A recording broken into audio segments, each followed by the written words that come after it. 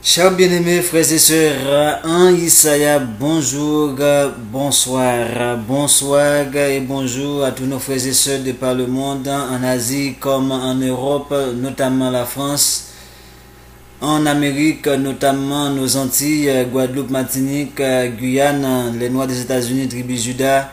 Je vous salue, ma chère tribu Levi, Haïti chérie. Et bonsoir notre mère patrie, notre racine Afrique Bantou Israélite. Bonjour et bonsoir et très bonne écoute pour ce nouveau numéro qui n'est autre que la suite de notre numéro sur la nouvelle alliance. Nous avons annoncé que nous allons parler de la nouvelle alliance et le mariage, mais d'un coup, je suis vraiment désolé pour vous, je ne peux pas encore entrer dans le mariage parce que la nouvelle alliance n'est pas encore terminée. J'étais en train de préparer tout ça, mais je réalise il y a pas mal d'autres choses que je dois vous partager concernant la nouvelle alliance. J'avais déjà titré la première numéro 1 de 2, mais c'est 3 numéros que je vais faire. Il me reste 2 numéros à faire et nous allons parler dans ces 2 derniers épisodes de la nouvelle alliance numéro 2 et il va nous rester le numéro 3. Pourquoi? Comme je vous ai dit, il y a trop de choses à vous révéler. Je sais que moi, je tiens à vous aviser, il y a un travail de votre part à faire. Parce que moi, en faisant ce travail-là, j'ai pas pu vous mettre tous les passages possibles et qui existent. Parce qu'il y en a tellement, mais je vous demande, vous, d'aller lire votre Bible. Je sais que, comme je vous l'ai dit, même si la Bible c'est un document falsifié, mais rappelez-vous, je vous ai dit c'est un document falsifié. Ça veut dire on ne peut pas avoir de copie sans l'original. Donc pour donner quelque chose de falsifié, il faut partir à la base. Mais c'est avec l'original. Donc c'est grâce à ceci que le Père nous éclaire, il nous ouvre les yeux pour qu'on arrive à discerner ces éléments-là pour vous les apporter à travers ce document qu'on appelle la Bible. Pourquoi j'utilise la Bible avec vous? C'est unique raison, c'est que je suis en train de vous demander de vous sortir de l'église. Donc l'église vous empêche même de lire l'Ancien Testament, voire d'aller lire d'autres livres. Il y a pas mal d'autres livres qui existent, qui pourraient vous éclairer davantage. Mais je sais que vous êtes tellement figé dans la Bible, si on vous apporte quelque chose qui n'est pas biblique, ça va avoir du mal à vous pénétrer. Mais je vous le dis, c'est pourquoi vous voyez que je ne fais mention que surtout du livre du juste, que je vous invite à lire, mais il y en a pas mal d'autres. Il y en a pas mal d'autres. Le livre d'Enoch, les Esdras, il y en a pas mal d'autres qui sont très intéressants et qui permettraient quand même, les Maccabées, qui permettraient au moins de voir certaines vérités qui nous sont cachées. Donc quand j'utilise la Bible avec vous, c'est juste pour vous montrer avec votre Bible que vous utilisez, voilà ce que l'Église vous prêche, ce qui est totalement le contraire. Et c'est dans votre Bible, c'est parce que vous n'avez pas le temps de lire votre Bible, c'est parce que l'Église vous empêche de lire votre Bible, et disons mieux même l'Ancien Testament, l'alliance de Moïse, ils vous disent que c'est du passé. Et c'est ça qu'ils sont en train de vous prouver, que comme une sœur m'a fait remarquer, et même moi ça m'avait, une sœur de la Martinique, et ça m'a vraiment touché lorsque j'ai eu cette réflexion dans la première épisode, là où je disais comment on peut dire que la loi n'existe pas alors qu'Israël est encore en exil. Ça veut dire si Israël est en dispersion, c'est parce que la nouvelle alliance n'a pas encore commencé. La nouvelle alliance c'est pour le rétablissement. La nouvelle alliance c'est lorsque Yah va nous chercher jusqu'aux extrémités de la terre pour nous ramener dans notre terre natale qui est l'Afrique Bantou. Et c'est là on va avoir le règne de Christ avec la nouvelle alliance. Donc si Israël est encore en dispersion, cela prouve également que nous sommes encore sous l'alliance avec Moïse. Donc, deuxième numéro par rapport à la nouvelle alliance que nous avons titré « Nous ne sommes pas encore dans la nouvelle alliance ». Je vais vous présenter pas mal d'éléments et c'est pourquoi je vais voir un passage clé avec vous, c'est dans Ésaïe 61. Et dans Ésaïe 61, ça va nous permettre de déboucher sur pas mal d'éléments. Parce que nous allons vous montrer que, effectivement, tout d'abord, que la loi, c'est quelque chose de perpétuel. C'est pourquoi Christ dit, il n'est pas venu pour abolir, mais pour accomplir. Et même lorsque Christ va venir avec son règne de la nouvelle alliance, il ne va pas rejeter tout ce que le Père avait dit dans l'alliance avec Moïse. Est-ce que sur l'alliance de Christ, le Père va nous dire que deux hommes peuvent coucher ensemble? Non. Est-ce que c'est pas dans la loi de Moïse? Ça va rester. Est-ce que ça va nous dire de dérespecter, de désobéir à nos parents? Non. Ça va rester. Est-ce que c'est pas dans la loi de Moïse? Eh bien, il en est de même que la loi, c'est quelque chose de perpétuel. Tant qu'un pays existe, il faut des lois pour le diriger parce qu'on est des humains. Et bref, je ne vais pas entrer dans les détails parce que on a tellement de choses à dire. Allons-y pour ce numéro où nous allons voir maintenant Ésaïe 61. On va décortiquer Ésaïe 61 ensemble et vous allez voir par vous-même si on est dans la nouvelle alliance ou pas. Et là encore où l'on dit la nouvelle alliance, tout comme l'ancienne c'était, l'alliance de Moïse c'était avec le peuple d'Israël, la nouvelle va être avec le peuple d'Israël, pas d'autres peuples. Et nous allons vous montrer maintenant la place des autres peuples dans la nouvelle alliance où nous allons régner chez nous en Israël. Ça c'est notre numéro. Isaïe 61 verset 1 dit: l'esprit de Yah est sur moi, car Yah m'a oint pour porter de bonnes nouvelles aux malheureux. Il m'a envoyé pour guérir ceux qui ont le cœur brisé, pour proclamer aux captifs la liberté et aux prisonniers la délivrance. Oh, l'Église prend ce passage pour parler de toutes sortes d'hérésies. Mais écoutez, il y a parlé avec un peuple ici. Un peuple qu'il avait destiné suite à nos péchés à l'esclavage. À qui ça? À des souffrances. À qui ça? À la captivité. C'est pourquoi il est dit: proclamer aux captifs la liberté et aux prisonniers la délivrance.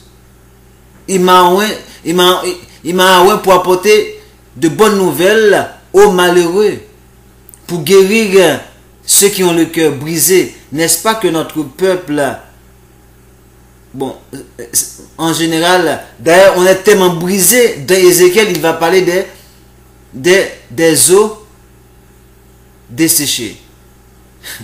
Vous voyez, pour vous montrer comment on est tellement brisé. Verset 2. Pour publier une année de grâce de Yah. Voici la grâce dont l'Église parle. Vous entendez? Pour publier une année de grâce du Très-Haut. Et un jour de vengeance de notre Père. L'année de grâce qui va être publiée, ça va accompagner d'un jour de vengeance. Vengeance, c'est par rapport à quoi? On l'a déjà démontré. On est dans un monde qui nous a haïs. Et de ce fait, ils ont tout mis en place pour nous détruire. Et je vous ai parlé de Psaume 83, verset 5, où il est dit: venez, exterminons-les parmi les nations, et qu'on ne se souvienne plus du nom d'Israël. Et dans Deutéronome 4, verset 27, il est dit: je vous disperserai parmi les nations, je tirerai l'épée avec vous, et je vous détruirai, il n'en resterait qu'un petit nombre. Voilà pourquoi maintenant, vous voyez, l'homme noir est aussi méprisé, l'homme noir est aussi maltraité, exterminé même, que ce soit en Afrique, que ce soit en Amérique, notamment en Haïti. Que je répète, et je l'ai déjà dit et je vais vous le répéter, vous qui m'écoutez même en Afrique où vous êtes, vous qui m'écoutez dans les Antilles aux États-Unis, votre délivrance dépend d'Haïti. Et comme je le dis, nous avons un numéro à faire sur Haïti. La tribu de Lévi, c'est la tête. Parce que c'est la tribu spirituelle. C'est la tribu du sacerdoce. N'est-ce pas que c'est le spirituel d'abord? Nous sommes le chef des 12 autres tribus. Parce qu'on a la tribu de Joseph qui est divisée en Manassé et Ephraïm. C'est pourquoi je dis 12 autres. On est comme une 13e tribu. C'est pourquoi vous voyez, lorsqu'on parle des portes dans Ézéchiel et dans Apocalypse, lorsqu'on parle des portes de la ville de Jérusalem, il n'y a pas Lévi. Il n'y a pas Lévi. Pourquoi? Parce que c'est 12 portes qu'on parle. Il n'y a pas Lévi. Pourquoi? Parce que Lévi est dispersé parmi tous ses frères. On habite toutes les tribus. Parce qu'on est responsable de la spiritualité. C'est pourquoi on est parmi toutes les tribus. C'est Lévi qui est la chef. Et je vais faire un numéro, je vous le dis, sur Lévi. Allez voir Deutéronome, je vous donne un aperçu. Allez voir Deutéronome 33 à partir de verset 8.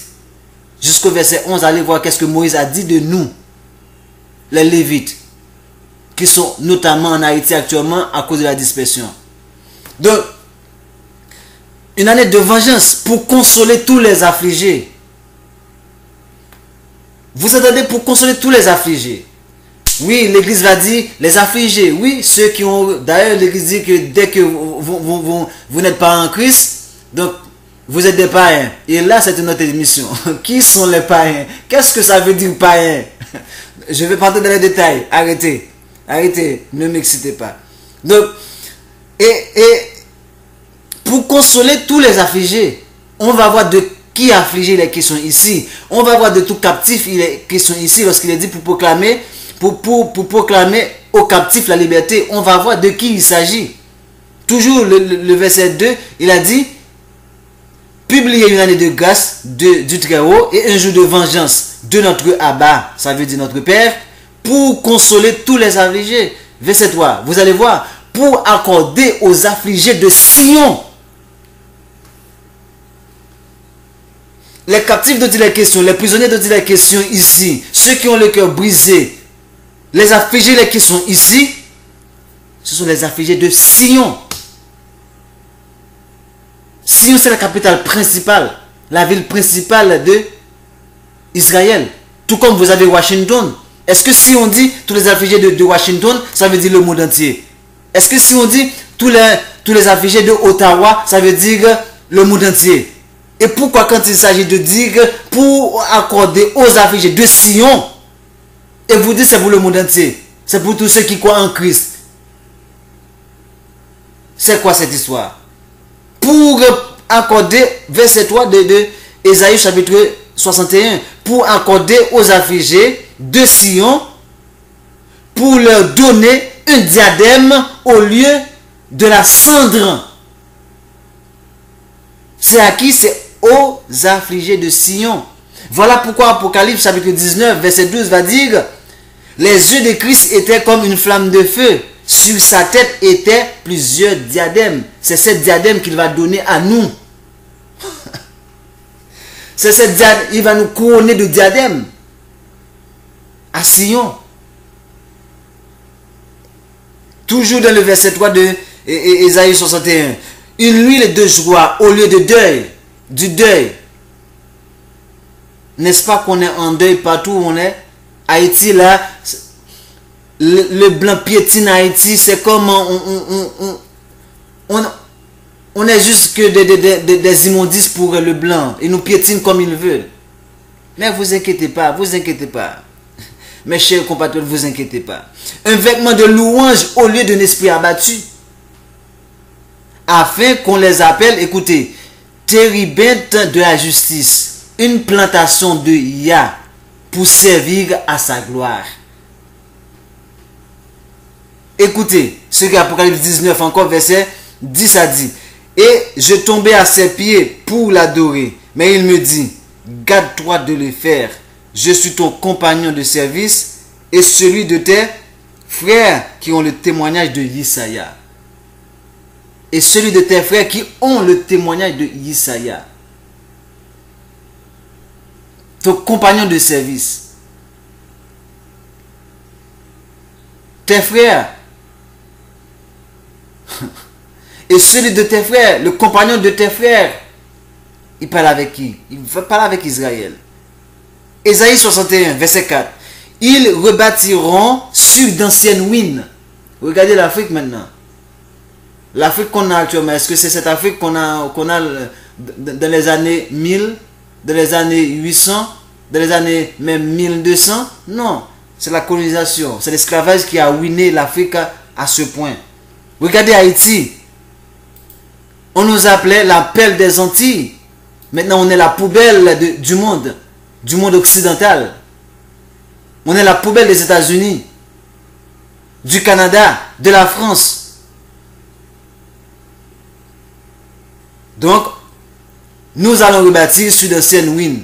Ils relèveront d'antiques décombres. Même notre palais national, les États-Unis, l'a mis par terre avec son tremblement de terre de 12 janvier 2010. Avec son système qui contrôle le climat, HAARP, qui se trouve à Dakota, en Alaska. Je vous mettrai l'image, vous allez voir, et faites vos recherches vous-même. C'est avec ça qu'ils nous ont frappés. D'ailleurs, Chavez l'a dit. Chavez l'a dit. Verset 5. Des étrangers seront là et feront paître vos troupeaux. Je ne vais pas m'arrêter sur ce passage parce que je vous ai dit ça, c'est un autre numéro. La place des étrangers, des autres nations parmi nous. Des étrangers seront là et feront paître vos troupeaux. Des fils de l'étranger seront vos laboureurs et vos vignerons.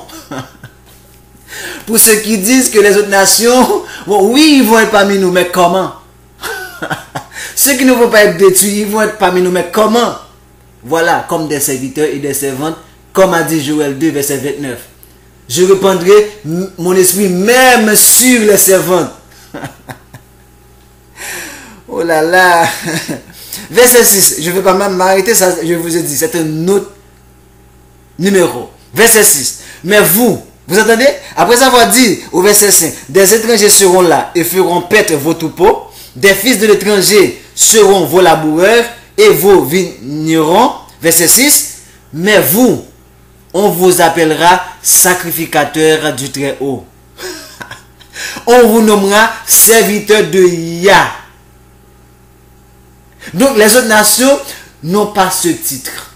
Les autres nations ne vont pas avoir ce privilège d'être appelés serviteurs du Très-Haut, voire sacrificateurs. C'est maintenant, je vois que on prêche dans les églises que nous sommes tous sacrificateurs. Bravo, bravo, continuez dans vos hérésies. Vous êtes sacrificateurs. Et bien, voilà ce que la parole nous dit dans Isaïe 61. Mais vous, on vous appellera, en parlant d'Israël, serviteurs du Très-Haut. On vous nommera sacrificateur du Tout-Puissant. Voyons ce que dit Nombre. Vous entendez? Nous, on va être des sacrificateurs. Voilà ce que dit Nombre, chapitre 10, verset 8. Les fils d'Aaron, les sacrificateurs, sonneront des trompettes. Ce sera une loi perpétuelle pour vous et pour vos descendants. Et non pas pour les nations. C'est une loi perpétuelle. À toujours, pour l'éternité. Alors, avec votre grâce dans l'église, vous pensez pouvoir changer la parole du Très-Haut qui concerne son peuple, Israël. Et vous dites maintenant, vous êtes des sacrificateurs. Qui vous a établi sacrificateur? Les blancs francs-maçons? Qui vous a établi sacrificateur? La religion du christianisme? Oh, on a été dans des universités, on a été au séminaire, on a été gradué, mais regardez bien la graduation. Il n'y a rien de différent avec lorsque les francs-maçons sont en train de graduer. C'est la même chose. Maintenant, vous me dites que vous êtes sacrificateur. Voici ce que dit la parole, moi. Pierre avait dit, à qui devons-nous obéir? Maintenant, moi, je vous dis, qui devons-nous écouter? Qui devons-nous croire? Vos hérésies, vous, les blasphémateurs, vous, les fils de la semence du serpent, Lucifer, c'est à vous qu'on doit écouter, ou la parole. Et c'est pourquoi vous dites que l'alliance avec Moïse n'existe plus. Parce que ça révèle trop de vérité pour éclairer les gens dans vos bâtiments d'église. Parce que vous savez, si ces gens arrivent à découvrir ces vérités, vos églises vont être vidées.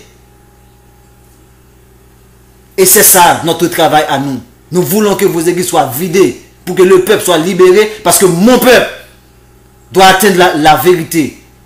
La vérité doit les atteindre pour qu'ils se réveillent et se préparent pour le vrai rassemblement.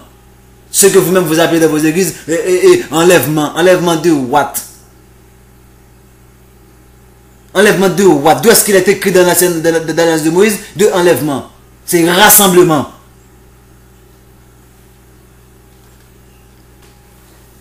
Nombre chapitre 10, verset 8 nous dit que les fils d'Aaron vont être sacrificateurs à perpétuité. Et c'est pourquoi j'ai un numéro à faire sur la racine, l'origine biologique de Christ. Oui, Christ est de la tribu de Juda.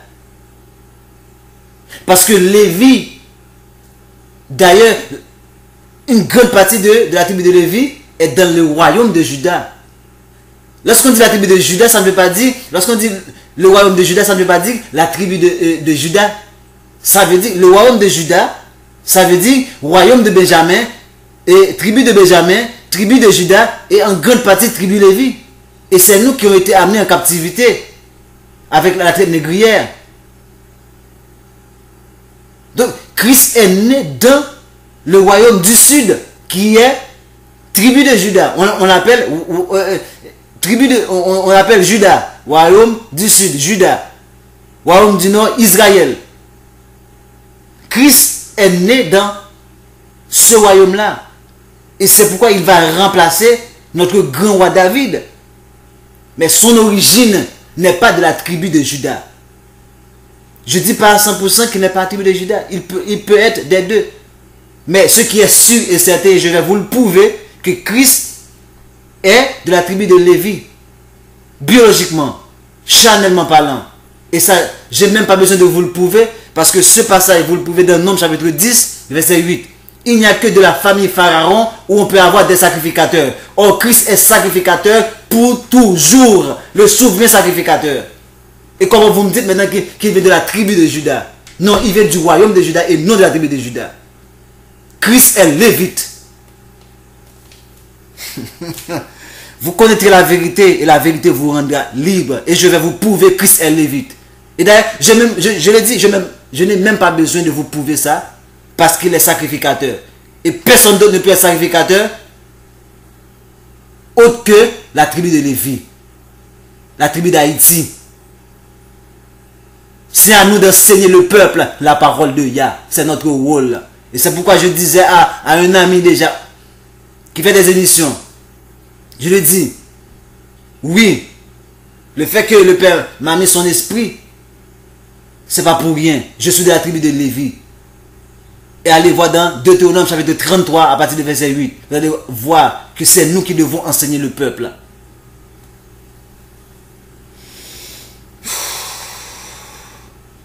Vous mangerez les richesses des nations. Toujours Ésaïe 61. Et vous vous glorifierez de leur gloire.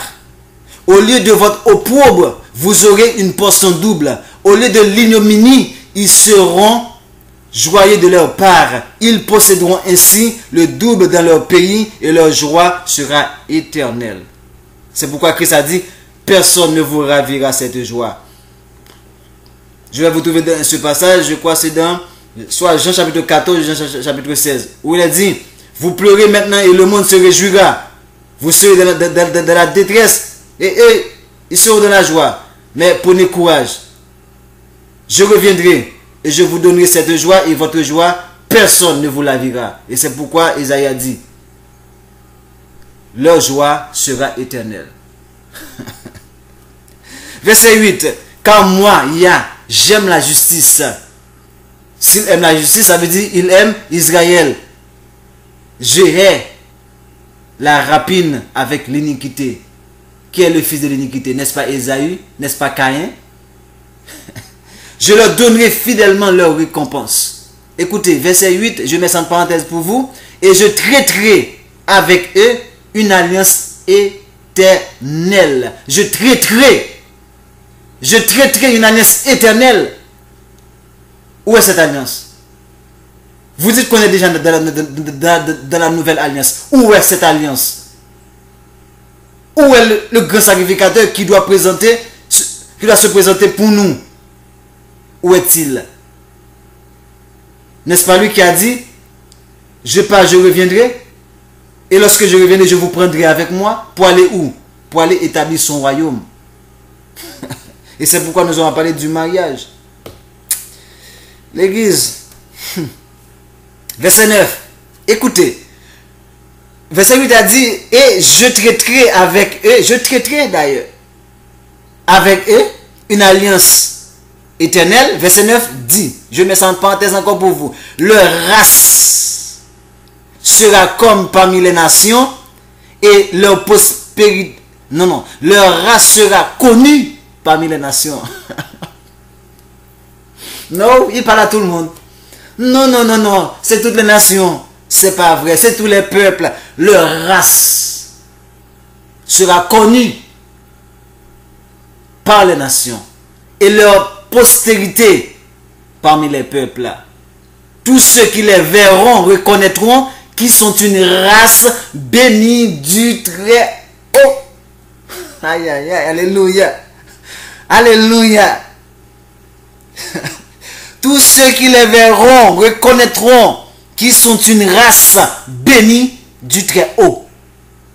C'est la seule race qui est bénie du Très-Haut, avec qui le Très-Haut a traité une alliance à le temps de Moïse, et la prochaine qu'il a annoncée avec la première venue de Christ, et qu'il va établir avec la seconde venue, là où Christ va venir pour régner comme le lion de la tribu de Juda, à la place de notre roi, cher roi David. Verset 10. Je me réjouirai en Yah. Mon âme sera ravie d'allégresse en mon Abba, notre Père. Car il m'a revêtu des vêtements du salut. Il m'a couvert du manteau de la délivrance. Comme la fiancée sonne d'un diadème, encore diadème. Comme le fiancé se pare de ses joyaux. Encore dans Apocalypse 19, verset 7, on trouve ces mêmes thèmes. Réjouissons-nous et soyons dans l'allégresse et donnons-lui gloire, car les noces de l'agneau sont venues et son épouse s'est préparée. Oh là là! Verset 11 pour terminer Isaïe 61. Parce que je vais vous donner des détails aujourd'hui. Accordez-moi votre temps s'il vous plaît. Je sais que je ne veux pas que mes vidéos soient trop longues, c'est pourquoi je prépare ça en 2 autres numéros. J'ai trop de choses à vous dire. Finalement, j'ai trop de choses. Verset 11. Car, comme la terre fait éclore son germe, écoutez, ouvrez grand vos oreilles, l'église. Grand vos oreilles. Car, comme la terre fait éclore son germe, et comme un jardin fait pousser ses semences, ainsi, le Très-Haut, notre Yah-Abba, fera germer le salut et la louange en présence, écoutez, de toutes les nations. En présence des nations, ils vont faire germer notre salut et notre louange. En présence des nations. Il n'a pas dit parmi les nations. C'est là que je vous ai eu, hein. Il n'a pas dit parmi les nations, il n'a pas dit pour toutes les nations. C'est à Israël qu'il parle. En présence, les nations. C'est pourquoi plus haut il avait dit, au verset 8, je reprends pour vous, au verset 8, au verset 9, leur race sera connue parmi les nations. C'est ces mêmes nations-là dont il est question. Et leur postérité parmi les peuples. Tous ceux qui les verront reconnaîtront qu'ils sont une race bénie du Très-Haut. À bon entendeur, salut. Et j'ai pas fini, hein. J'ai pas fini. Attendez.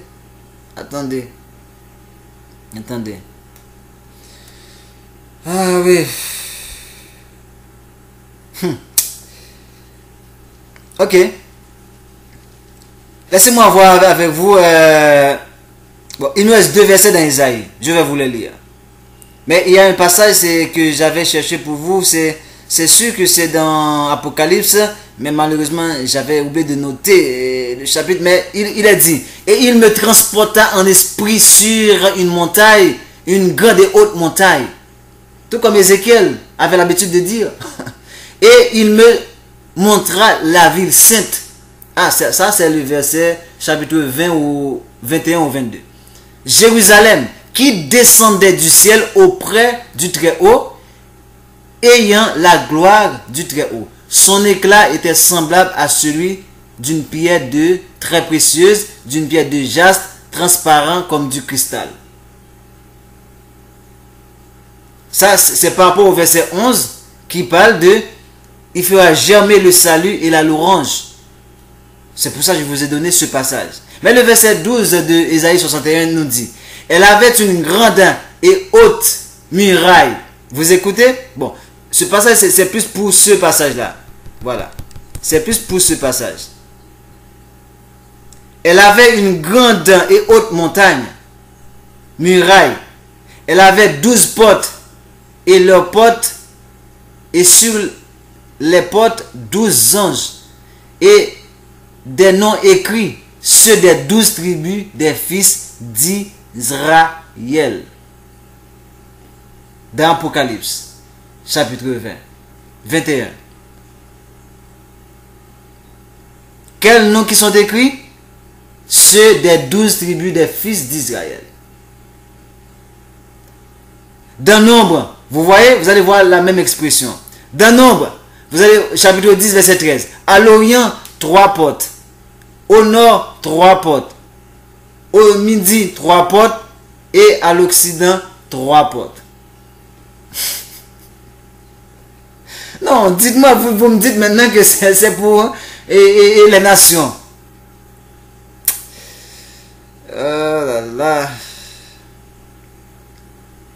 Mais est-ce que ça... Oui, ça c'est encore Apocalypse. Apocalypse encore. C'est la muraille de la ville avait 12 fondements. Et sur eux, les 12 noms des 12 apôtres. Vous voyez, avant nous avons vu les 12 portes avec les 12 noms des fils d'Israël. Maintenant, c'est 12 fondements avec les noms des 12 apôtres de l'agneau. Celui qui me parlait avait pour mesure un roseau d'or afin de mesurer la ville. Ses portes et sa muraille. Verset 16. La ville avait la forme d'un carré et sa longueur était égale à sa largeur. Il mesura la ville avec le roseau et trouvera 12 000 stades. La longueur, la largeur et la hauteur en étaient égales. Il mesura la ville, écoutez, et trouvera 144 coudées, qui est égal à 144 000. Je crois que c'est dans Apocalypse chapitre 7 et 14. Elle dit mesure d'homme, qui était celle de l'ange. La muraille était construite en jaspe et la ville était d'or pur, semblable à du verre pur. Maintenant, Apocalypse chapitre 14, c'est celle-là qui parle effectivement de ce qu'on appelle encore les mêmes, c'est presque les mêmes choses qui se disent ici. Je regardais, voici, l'agneau se tenait sur la montagne de Sion. Et avec lui 144 000 personnes qui avaient son nom et le nom de son père écrit sur leur front. Et j'entendis du ciel une voix comme un bruit de gozo, comme le bruit d'un grand tonnerre. Et la voix que j'entendis était comme celle de joueurs de harpe, jouant de leur harpe. Et ils chantent un cantique nouveau devant le trône et devant les 4 êtres vivants et les vieillards. Et personne ne pouvait apprendre le cantique si ce n'est les 144 000 qui avaient été rachetés de la terre. De la terre, ça ne veut pas dire des nations. Parce que n'oubliez pas, Christ va nous racheter de la terre, des extrémités de la terre. Nous avons déjà démontré ça. Ce sont eux qui ne se sont pas souillés avec des femmes, car ils sont vierges. Ils suivent l'agneau partout où il va. Ils ont été rachetés d'entre les hommes Ok, comme des prémices pour les gens qui vont voir dans tous les hommes, ils vont dire dans tous les hommes, vous avez tous les... Non, on a déjà démontré qu'est-ce que ça implique pour nous. Quand il parle avec d'ailleurs, je regardais, voici, verset 1er, l'agneau se tenait sur la montagne de Sion. Ok? Voilà, donc maintenant, laissez-moi juste vous trouver un autre passage. Pour terminer cet épisode, on ne va pas trop rester. Toujours au chapitre 21, verset 19, il est dit, les fondements de la muraille, Apocalypse, les fondements de la muraille de la ville étaient ornés de pierres précieuses et de toute espèce. Le premier fondement était de jaspe, et le second de saphir, le troisième de chalcédoine, le quatrième d'émeraude, le cinquième de sardonyx, le sixième de sardoine, le septième de chrysolite, le huitième de béryl, le neuvième de topaze, le dixième de chrysoprase, le onzième d'hyacinthe, le douzième d'amélite. Ce sont les 12 pierres précieuses des 12 tribus d'Israël. Verset 21. Les 12 portes étaient 12 pelles. Chaque porte était d'une seule pelle. La place de la ville était d'or pur, comme du verre transparent. Je ne vis point de temple dans la ville, car le Très-Haut Tout-Puissant est son temple, ainsi que l'agneau. N'est-ce pas que ça c'est de la Nouvelle Alliance? Hein? C'est pas de la Nouvelle Alliance ça? Donc ça veut dire maintenant actuellement, dis-moi d'où est-ce que le Très-Haut est le temple là maintenant? Alors que actuellement vous avez le christianisme qui se bat contre l'islam, le bouddhisme qui se bat contre l'hindouisme, vous faites votre guerre de religion, et puis, mais où est le temple? Et il n'a pas dit les temples, il a dit le temple. Car en Israël, il n'y a qu'un temple. Il y avait des synagogues et un seul temple. Nous aurons fait une émission sur le Père habite-t-il dans vos bâtiments d'église. Bon, on va voir ça. Ok, donc ça, c'était la deuxième partie où je voulais vous montrer effectivement que ça concerne Israël. Et en plus de ça, selon Ésaïe chapitre 61, ça vous montre que non seulement ça concerne Israël, et ça vous montre qu'on n'est pas encore dans ce temps-là où on parle du temps de la grâce. On n'est pas encore dans ce temps-là qui est la nouvelle alliance. C'est que il a dit au verset 8, je vais traiter avec vous une alliance éternelle. Pour terminer, je vais prendre Apocalypse avec vous qui va annoncer le prochain numéro. C'est Apocalypse chapitre 22, verset 1er. Qu'est-ce qu'il a dit? Parce que, pourquoi je prends ce numéro, je vais vous le dire. Et il me montra un fleuve d'eau de la vie, limpide comme du cristal, qui sortait du trône du Très-Haut et de l'agneau. Au milieu de la place de la ville et sur les deux bords du fleuve, il y avait un arbre de vie, produisant 12 fois des fruits, rendant son fruit chaque mois, et dont les feuilles servaient à la guérison des nations. Parce que ce sont les nations qui vont être malades. Nous on ne va pas être malades. Nous sommes dans la présence de Yah. Nous ne pouvons pas être malades. Donc, vous me dites qu'on est déjà dans la Nouvelle Alliance. Est-ce que ces réalités-là, ça existe où? Dites-moi d'où est-ce que ça existe. Dites-moi d'où est-ce qu'il y a un fleuve où il y a des arbres qui donnent des fruits à chaque mois. Dites-moi d'où est-ce que ça existe sur cette terre. Je vais y aller. Et il n'y aura plus d'anathème. Le trône du Très-Haut et de l'agneau sera dans la ville. Ses serviteurs le serviront et verront sa face.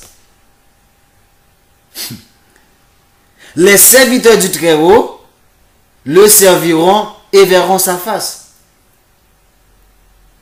Et c'est là, je vous le dis, que l'Église va prendre ce passage pour dire ses serviteurs, ça veut dire n'importe qui croit en Christ.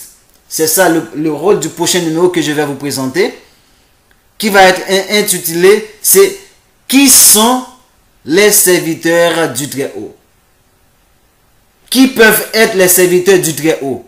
Je continue d'Apocalypse chapitre 22, On va arriver au verset 4. Et, écoutez, et son nom sera sur leur front. Est-ce qu'on n'avait pas vu au chapitre Apocalypse 14 que les 12, les rachetés qui vont sortir des 12 tribus vont avoir leur nom écrit sur le nom du Très-Haut, écrit sur leur front? Et comment vous me dites que maintenant ces serviteurs-là, peuvent être toutes les nations? Non. Les 144 000, on a bien dit. Ça vient 12 000 de chaque tribu. De quoi vous parlez? Écoutez. Mais vous,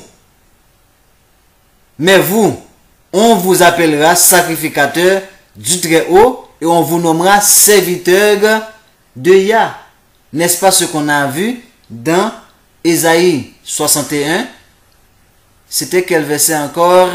C'était verset, je vais vous le dire juste un instant, c'était verset 6. Ésaïe 61, verset 6, qui avait dit, mais vous, on vous appellera serviteur du Très-Haut et on vous nomme sacrificateur du Très-Haut et on vous nommera serviteur du Très-Haut. Parce que dans le verset 5, il avait dit, des étrangers seront là et feront paître vos troupeaux.